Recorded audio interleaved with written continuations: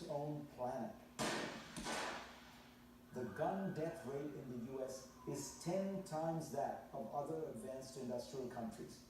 Places like Japan and South Korea have close to 0 gun-related deaths in a year. The United States has around 30,000. This disparity is the central fact that needs to be studied, explained, and addressed. When seen in this light, it becomes obvious why focusing on mental health is a dodge. The rate of mental illness in the United States is not 40 times the rate in Britain, but the rate of gun deaths is 40 times higher than in Britain. Now, America does have about 15 times as many guns as Britain per capita, and far fewer restrictions on their ownership and use.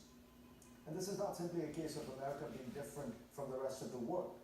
Data that look carefully at gun violence across America's states finds a similarly tight correlation. Those states that have some of the highest percentages of gun ownership have among the most gun-related deaths. And those with some of the lowest rates of gun ownership generally have the fewest deaths.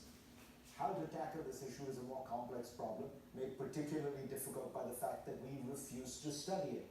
Literally, one of the main government agencies that sponsors research on public health, the Centers for Disease Control, has been virtually forbidden by law from doing any research on gun violence and public policy for 2 decades.